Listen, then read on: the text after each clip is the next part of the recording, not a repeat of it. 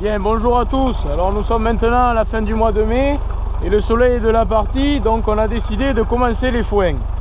Alors pour fâcher, vous le voyez derrière moi, j'ai toujours le Fidèle 845 ainsi que la faucheuse Kuhn GMD 310. Alors fin mai, c'est la période idéale pour commencer les foins. Alors ici, on fauche une parcelle de 5 foins. Alors le 5 foins, c'est ces fleurs rouges, c'est cette plante à fleurs rouges. Alors c'est une légumineuse qui est un peu du même principe que la luzerne.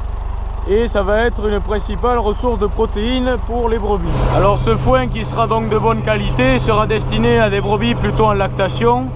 Alors c'est pour ça qu'on le fauche au bon stade et les bottes seront stockées à l'arrière de l'hangar, là où il y a le deuxième portail, où c'est que je vous avais déjà montré dans une précédente vidéo. Donc on l'emploiera certainement au mois d'octobre ou novembre quand les brebis auront fait leurs petits agneaux au mois de septembre. Donc pour qu'elles aient un maximum de lait. Alors le travail de la faneuse, ça va être d'aérer le foin pour qu'il sèche plus vite. Alors je vais vous montrer un peu la différence avant et après le passage de la faneuse. Ici vous voyez que le foin est étalé, donc il va sécher plus vite. Et ici je ne suis pas encore passé avec la faneuse. Alors avec la faneuse on a un petit inconvénient, c'est qu'elle mesure 5 mètres et la faucheuse fait 3 mètres. Donc je ne peux pas prendre deux bandes de fauche en même temps. Donc je suis obligé de faire différemment. Alors vous voyez, le premier passage, je prends au milieu un passage de faucheuse et les dents du bord prennent à peu près un quart des passages d'à côté. Et ensuite le passage suivant, je passerai ici au milieu pour finir de faner ce côté. Et ici il me restera donc une autre bande et je repasserai du coup après sur la fauche du milieu, la bande de fauche du milieu et ainsi de suite. Alors avec ce tracteur on a la chance qu'il soit équipé des rétroviseurs grand angle. Alors vous voyez là j'ai commencé de faner et pour faire les bordures des champs j'ai pas besoin de me tordre en deux pour voir ne pas accrocher la haie. Avec le rétroviseur grand angle j'ai plus facile pour voir, donc ça c'est vraiment très pratique. Je m'en sers également quand on endaine et même avec un plateau de foin on arrive à voir le bout de la remorque. Donc pour pas accrocher les passages. Donc également avec ces fortes chaleurs, en plus de descendre de temps en temps pour vérifier la mécanique à l'extérieur, que rien ne soit cassé, il faut bien sûr surveiller la température du moteur, donc pour éviter une surchauffe et de la casse moteur. Alors j'en profite pour vous montrer un peu à quelle vitesse je roule. Donc je suis à 8 km/h à un régime moteur d'environ 1400 tours minute. Voilà, donc le tracteur ne consomme rien, vous avez la consommation en bas, même pas 6 litres, donc c'est économique. Et ça permet à l'arrière donc de laisser à la faneuse le temps de bien faire son travail.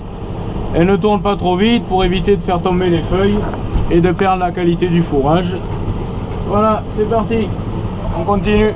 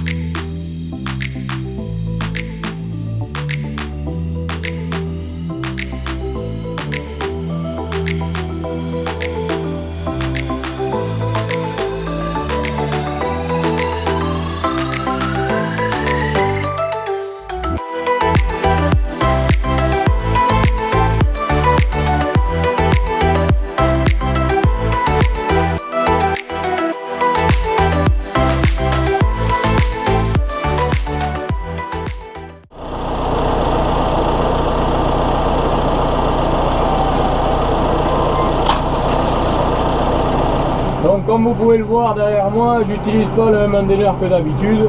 Alors oui, vous avez raison, d'habitude on utilise l'endaineur à double rotor, mais seulement hier on a eu une petite panne avec, on a perdu le train de roue-folle d'un des deux rotors.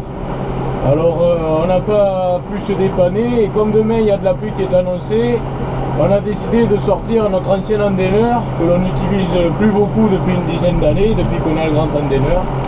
Et qu'on avait heureusement gardé du coup pour faire les petites parcelles Et puis dans des situations comme ça, on est bien content de l'avoir. Donc voilà, c'est un Kuhn GA 4101 GM, donc il mesure 4,10 m.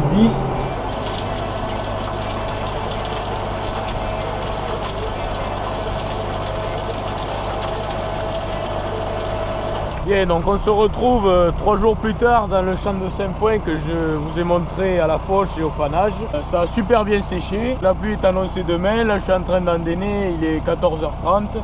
Donc on va venir remballer ça en fin d'après-midi quand il fera moins chaud. L'objectif de faire les bottes quand il fait moins chaud, c'est de conserver un maximum de feuilles. Alors le travail de l'endaineur, lui, ça va être de faciliter le travail du remballeur. Donc en plaçant le foin en andain, donc vous voyez ici. Et après on viendra avec le remballeur et on passera sur ces andins pour former les bottes rondes. Alors sur ce genre de parcelle, ce genre de prairie de 2 à 3 ans maximum, donc ce sont des prairies qui sont à fort potentiel et on espère récolter environ 5 à 6 tonnes de matière sèche par hectare. Donc on se retrouve fin du mois de juin, donc vous le voyez derrière moi, l'endaineur double rotor est réparé. C'était pas grand chose, c'était 2 pièces qui s'étaient juste déboîtées, rien de bien grave. Donc voilà, ici je me trouve sur une parcelle de Saint-Fouin, donc il y a beaucoup de foin, on espère faire une vingtaine de bottes de foin à l'hectare. Donc c'est du foin qu'on n'a pas fané puisqu'il y a une semaine de soleil et de grosse chaleur qui est annoncée. Donc ça tombe bien parce que j'arrive à prendre 2 bandes de faucheuses avec l'endaineur. Donc ça me permet d'avancer assez vite. Allez, c'est parti!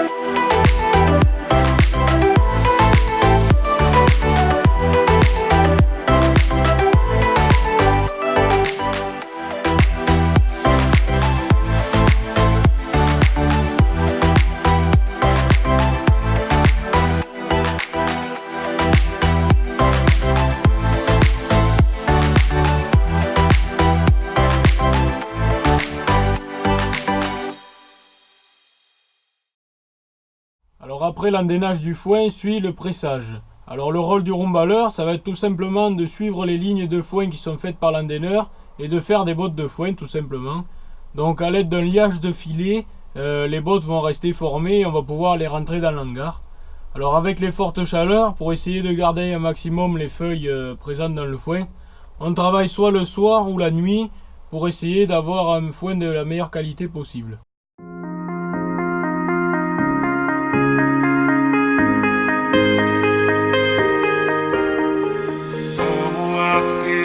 Tonight there's something inside that I can't ignore.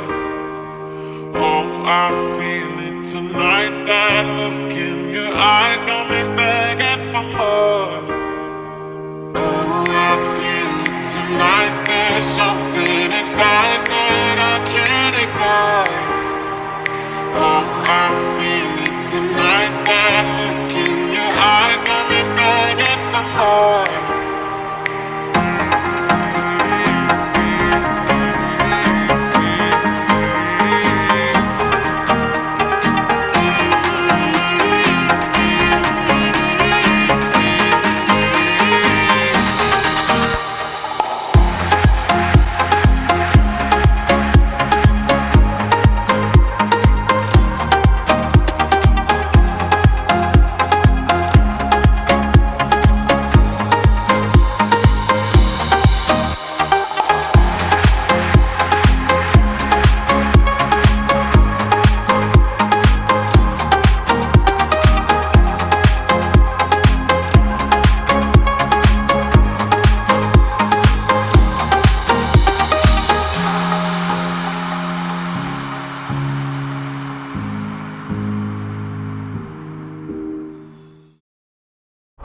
bottes de foin sont terminées d'être faites, il faut maintenant les rentrer.